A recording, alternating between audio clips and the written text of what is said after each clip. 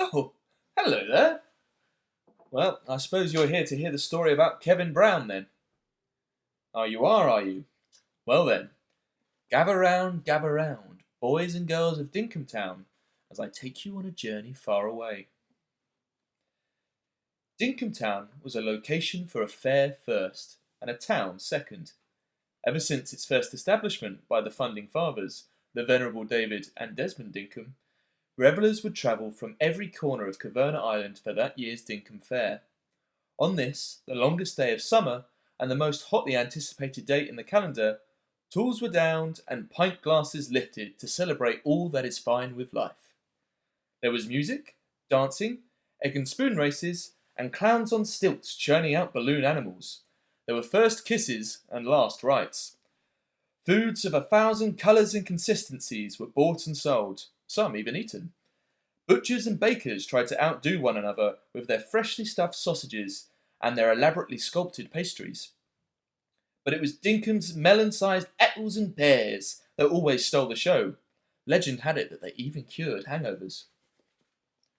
Perhaps most exciting of all, on the day of the Dinkum Fair, unlimited beer flowed free on tap. There was Pilsner and Porter, lager and lamback, beer that sparkled, and beer that even lightly steamed. For conservative types, the old ways were the best ways. They drank beer that had stayed the same for hundreds of years.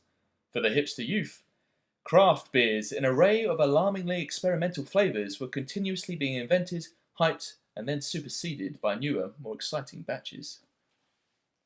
But traditionalists and radicals alike worshipped at the altar of Dinkum's backdoor brewery, the closest thing to a church anywhere on Caverna Island.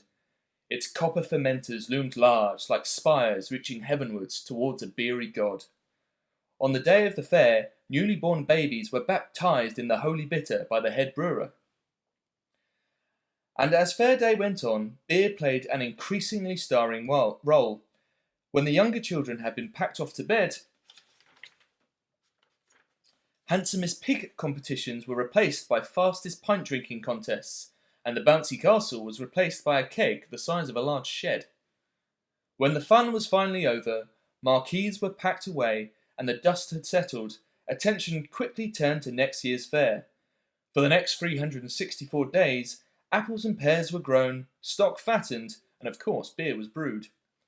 Supplying beer for the Dinkum Fair was actually no mean feat, as fast as it was brewed, Dinkum's residents drank it.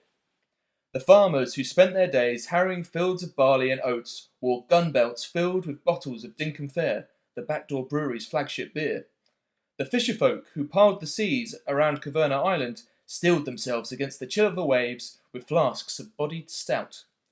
The journalists drank even more than the fisherfolk, more than the fish for that matter, to ensure that their beer criticism and their beer columns were sufficiently fact-checked and thoroughly researched.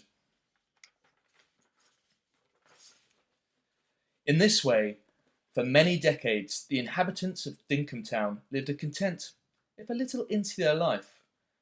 But ever on the edge of consciousness hung the imposing presence of the misty rim. For as long as anyone could remember, which admittedly wasn't very long, Caverna Island had been bounded by a dense layer of fog, beyond which it was impossible to see. So it seemed reasonable to assume that the misty rim marked the edge of the world.